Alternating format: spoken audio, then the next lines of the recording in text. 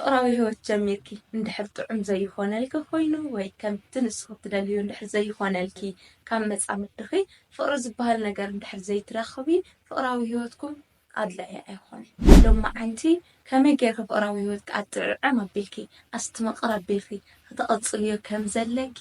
ኣጸቢቐ ብነጥብታት ጌረ ክነግረኪ እየ። ሰላም ሰናይት እየ። ቻናለይ ሰብስክራይብ ብምግባር ኩሉ ግዜ ብዝለቆም ቪድዮታት ንናይ ፍቅሪ ህይወት ክትጠቕሙ ዝኽእሉ ሓድሽቲ ሓሳባት ውሰዲ። ፍቅርኩም ዕረዕረ ከይብል ቀስ ብቀስ ጣዕሙ እናሰኣነ ምእንታን ከይኸይድ ኣብ መንጎ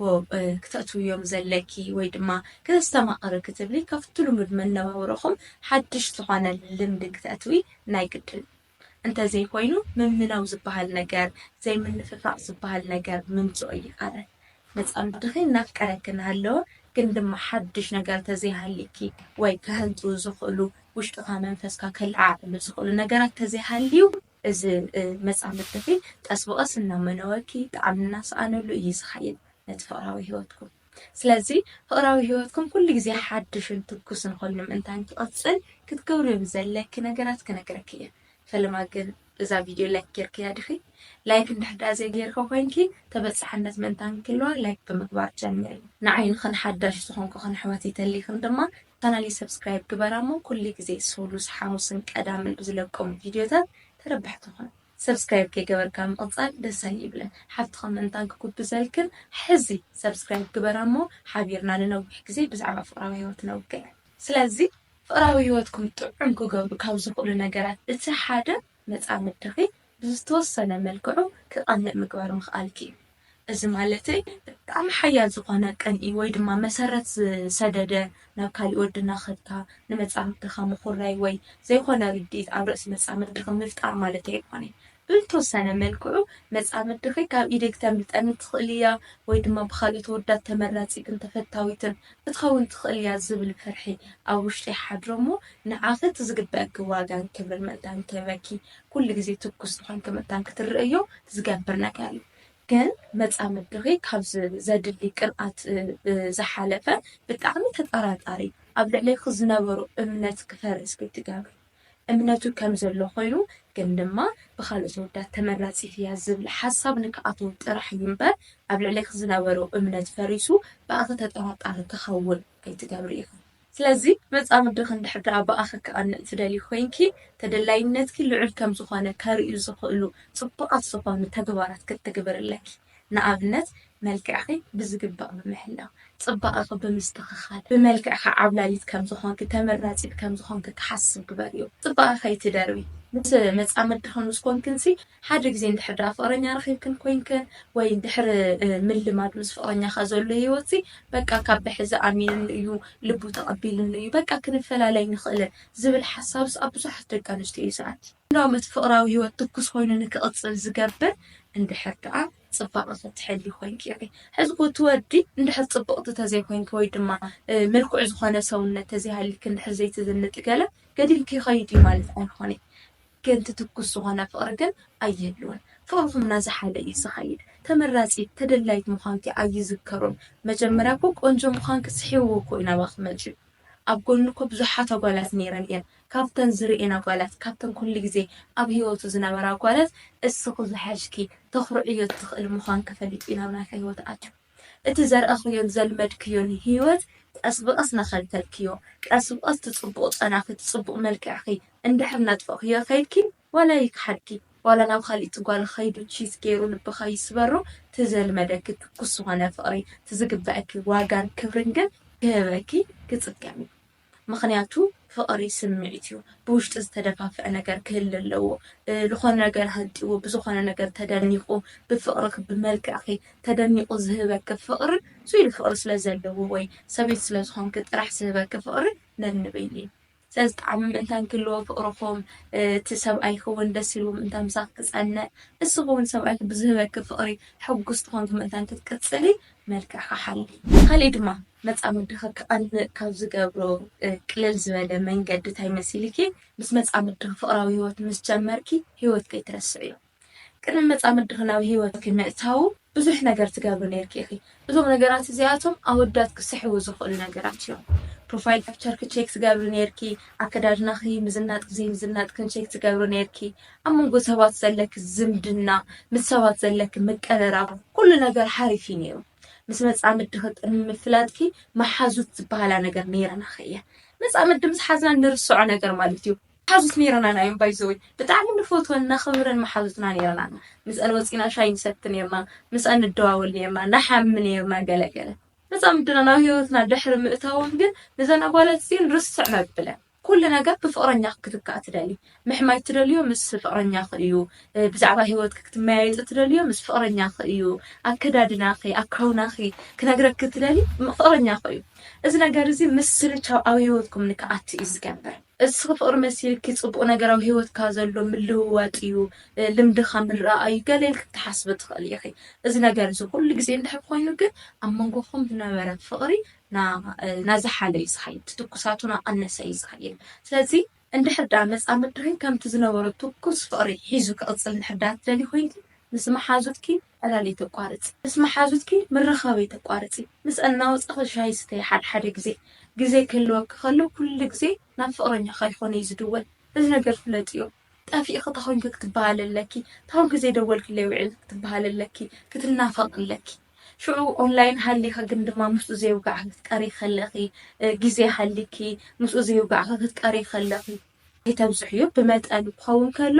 መጻምድካ ባእኺ ምቕናል ይጅመር ካልኦት ኣወዳት ክምንጥሉን እዮም ተደላይነታ ሕዚ እውን ከም ቀደም እዩ ኢሉ ንክሓስብን ከምታ መጀመርያ ዝህበክ ዝነበረት ትኩስቲ ፍቅሪ ሽዑ እውን ኩሉ ግዜና እዛ ትኩስቲ ፍቅሪ እናረኣኽያ ንኽትኸድ እዩ ዝገብረልኪ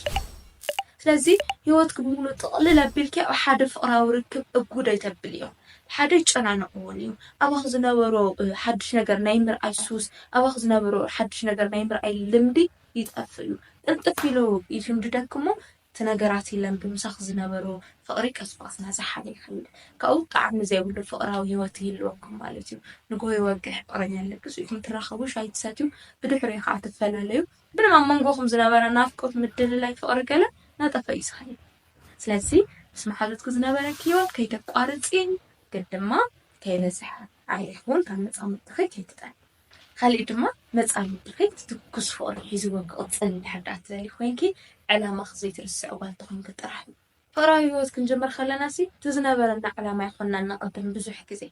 ፍቅሪ ክሕዘና ከሎሲ ናቲ ዘፍቀርናዮ ኣተሓሳስባ ኣካያይዳ ምናምን ናቱ ኢና ቀዳምነት ንህብ ኣነ እንታይ ይደሊ ዘይኮነሲ መጻምደይ እንታይ ይደሊ ተካባቢታይ ክረክብ ይደሊ ከመይ ተኾይነሉ ክፈትውኒ ዝኽእል እዝታት ኢና ነሰላስል እዚ እንድሕር ትገብሮ ኮይንኪ ንግዚኡ ደስ ክብሎ ይኽእል ስለተኽብረኒያ ስለተፍቅረኒያ ንዓይ ቀዳምነት ትህበኒ ዘላ ኢሉ ክርድአኪ ዝኽእለሉ ዕድል ልዑል እዩ ዝኸውን ድሕሪ ግዜ ግን ቀስ ብቐስ ክኸይድ ከሎ ግን ናይ ባዕልኻ ዝኾነ ህይወት ናይ ባዕልኻ ዝኾነ ዕላማ እንድሕር ዳ ዘይሃልክ ኮይኑ ንባዕላ ዋጋ ዘይትህብ ንባዕላ ክብረ ዘይትህብ ዋላ ቃል ብቓል ከም ስለ ዘይትገብሪ ይፀልአኪ ዋላ ተዘይበለኪ እቲ ዝነበሮ ፍቅሪ እናነከ እዩ ዝኸይድ ስለዚ ኣነ ፍቅሪ ክቀንሰ ኣይኮንኩን ዝብል ዘለኹ ወይ ድማ ናይ መጻምድኽ ዝኾኑ ኣተሓሳስባን ኣካያይዳን ግደፍ እዮም ኣይትረአዮም ይኾንኩ ዝብለክ ዘለኹ ግን ድማ ናትክ እተሓሳስባ qaቢርካ ይኾንክና መጻምድኽ እተሓሳስባ ተንብር ዘለኪ ወይ ድማ ህይወትክ qaቢርካ ይኾንክን ህይወት መጻምድኺ ክተንብር ዘለኪ ስለዚ ፍቅራዊ ህይወትክ ኩሉ ግዜ ትኩስ ኮይኑ ክቕፅለልክ እንድሕር ትደሊ ኮይንኪ ዕላማኺ ኣይትረስዕ ኣብ ዝኾነ ብዝሐሸ ደረጃ ክትበፅሕ እንድሕር ዳ ትደሊ ኮይንኪ ፍቅሪ ምስ ጀመርኪ ወይ ናብ ህይወትካ ሓድሽ ነገር ድሕሪ ምእታውሲ ሓዳር ጥራሕ እዩ ዝደሊ ማለት ይጀምር እዚ ድሌትክ እዚ ኸይዱ ብመጻምድኽም ክትፅሉ እዩ ዝገብረኪ ሓደ ካብ ዕላማኺ ይሰናኽለክ ኣሎ እቲ ካልኣይ ድማ ኣብ ልዕሊ መጻምድኺ ሓዳር ዝበሃል ነገር ድሌት ስለ ዘቐመጥኪ ፍቅርኩም ብሰላማዊ መንገዲ ወይ ጥዑም ብዝኾነ መንገዲ ንኸይትቕፅሉ እዩ ዝገብረኩም ምክንያቱ ውሽጢ ቅስኺ ድሌት ዝበሃል ነገር ኣለኪ እዚ ድሌት እዚ ንክኾነልኪ ድማ ንመጻምድኻ ክትደፋፍኡ እዩ ኢኺ ከምዚ ንግበር ከምዚ ግበረለይ ዝንኾን ገለ ክትብሉ ኢኺ እቲ ፍቅራዊ ህይወትኩም ደስ ብዝብል መንገዲ ንከይኸይድ እዩ ዝገብር ስለዚ ዕላማ ከም ዝነበረኪ ኣይትረስዕ ቅድሚ ምስ መጻምድኪ ምርኻብኪ ዝነበረኪ ህይወት ጥቕልል ኣቢልኪ ኣይትደምስስ እዩ ዝተወሰነ ዕድል ሃብዮ ንመጻምድኺ እንታይ ከም ዝደሊ ስምዕዮ ከምቲ ንሱ ዝብለኪ ዝነበረ ወይ ከምቲ ንሱ ሕጊ ዘውፀልኪ ዘሎ ምኻድ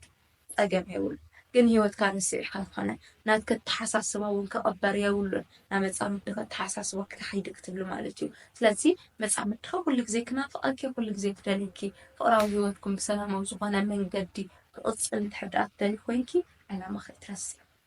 እቲ ናይ መወዳእታ ነጥቢ ድማ መፃምድኺ በኣኻ ክቐንዕ ትክክለኛ ዝኾነ ናይ ቅንኢ መንፈስ ኣብ ውሽጡ ክሰፍር እንድሕር ደኣ ደሊኹ ኮይንኪ ናይ ባዕልኻ ዝኾነ ግዜ ሃልዩ ትርፊ ግዜ ኣለኪ ማለት ናብ መፃምድኺ ትጎይሉ ኣለኪ ማለት ኣይኮነን ዝተረፈ ግዜ እኒአኪ ማለት ናብ መፃምድኺ ደው ኢልኪ ክትፅውፅው ኣለኪ ማለት ኣይኮነን ናይ ባዕልኺ ዝኾነ ግዜ ክህልወኪ ኣለዎ ምስ ነብስኺ ትነጋገርሉ ኣብ ከመይ ዓይነት ስምዒት ኢኺ ዘለኺ ኣብ ሂወትኪ እንታይ ሓድሽ ነገር ኣትዩ እቲ ዝኣተወ ሓድሽ ነገር ድማ ደስ ብዝብል መንገዲ ተኺድዮ ደለኺ ንነብስኺ ይሕጉሳሉ ዶ ዝብል ምስ ነብስኺ ኮይንኪ ክትማኸር ኣለኪ ትርፊ ግዜ ክህልወኪ ከሎ ነብስኻ ዝናንያ ብዝኾነ ብናይ ሰብ ምእካብ ወይ ብናይ ካልኦት ሰባት ሓጎስ ምናምን ክትጨናነቕ እያ ይብልክን ደስ ብዝብል ሰዓታት ምስ ባዕልኺ ግዜ ክተሕልፊ ኣለኪ እዚ ማለት ድማ ካብ መፃምድኺ ብስምዒት ደረጃ ረሓቕ ማለት ኣይኮነን ክናፍቐኪ ኣለዎ ብውሽጢኺ ፅቡቕ ስምዒት ክስምዓኪ ኣለዎ ናይ ግድን እዩ ውሽጢኻ ገዲድኪ ድማ ዋላ እናናፍቐኪ ኣየድልየኒ ኢልካ ገዲድኪ ዝኾነ ቦታ ክትኾን የብልከን ግን ካብቲ ምስ መፃምድኺ ትራኸብዮ ዝነበረኪ ግዜ